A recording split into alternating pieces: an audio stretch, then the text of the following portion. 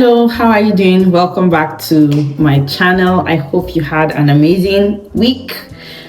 I'm happy to see you. This week felt like I wouldn't have the chance to make a video, but I'm very happy that I can. Today's topic is something that I thought to share because I started learning the power of playing in children very recently, and I thought to share with you guys because growing up the way I grew up, and if you grew up in Nigeria, I'm very sure that at some point your parents will be like, oh, you play too much, it's not good for children to play too much and things like that.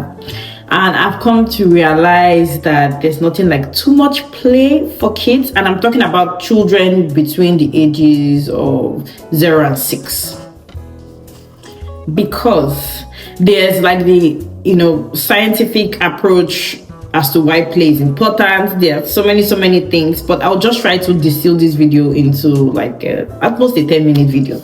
So I need you to watch and have this in mind whenever you see your kids playing. Okay, playing is the foundation for learning when it comes to children. Actually, playing is how children learn. The more they play, the more they learn. And you might see the way they play as they're just wasting time, they're just making noise, but many skills are developing in that time that they are playing. There's something called executive function, and play is almost the only way that children can develop that. And I'll read to you what executive function is. Executive function is a set of mental skills that help people plan, solve problems, and adapt to new situations.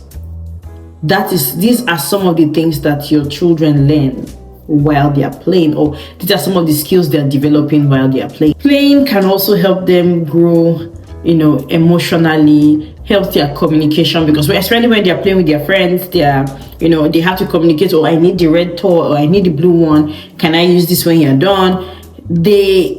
They can, in other words, it helps them to build social skills, which is very important. So there are different types of play. There's imaginative play where your child pretends to be a doctor or a superhero. It helps them explore their emotions, practice social roles, and develop problem-solving skills. Physical play like running or jumping helps children to release energy, which is super important, and it also improves their motor skills and coordination. When it comes to things like constructive play, like when they're playing with Legos or building blocks, this helps children practice patience, planning, and the satisfaction of seeing their ideas come to life. Things like sensory play help with fine motor skills and encourage exploration, which is also calming for kids. Social play, like when they play with, their friends, they are doing some kind of board game and stuff like that. It can help them learn to share, take turns, and resolve conflicts. You are seeing them just being rowdy and making noise and all that, but all these things I just mentioned are going on as they play. Now, I know that life can get busy, and encouraging them to play and have fun sometimes may not be the first thing that comes to mind, but I'll give you a few tips that would make it easy for them. And I find that when I plan like this, my children usually don't bother me about screen time when I make it easy for them to play. So if you are trying to reduce screen time with your kids or eliminate it at all, this might be a very good approach, planning for them to play. Number one, they have to have toys or things they can use to play. Now, I want you to know that children can use almost anything to play. So anything can become a toy. That I'm saying this so that you don't feel like I'm telling you that you need to go and buy like everything you can find on Amazon or wherever. No. If you give a child an empty box, like an empty carton, there's 1,010,000 things that they can imagine and do with that, and you'll be so surprised. They need a child-friendly and safe environment for them to play.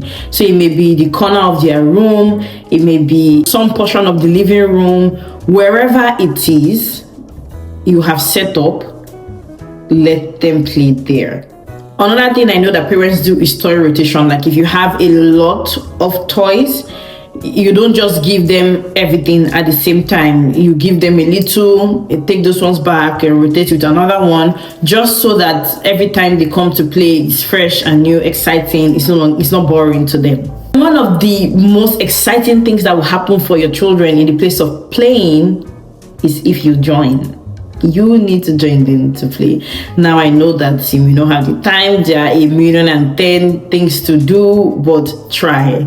Sometimes just engage. If they're like, oh mommy, we want you to be, or daddy, we want you to be, sick in our hospital and we are doctors, engage. Just lie down, let them do all those things, ask questions, and it will make it a bit complicated for them and see how their brains start moving to solve problems, and they're excited about it. Actually, it will wow them to no end if you join them sometimes to play. So I know you don't want to play, but join them sometimes. This one is something that I don't think it has been hammered into our heads, especially if you live like in North America, and that is outdoor play. Let your children go outside and play.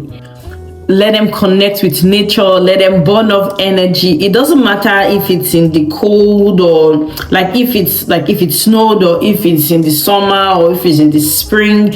They just need to be dressed appropriately and they are good to go. Most kids wouldn't even mind. You'll be so surprised as to how research has shown that also helps with them, building their immunity.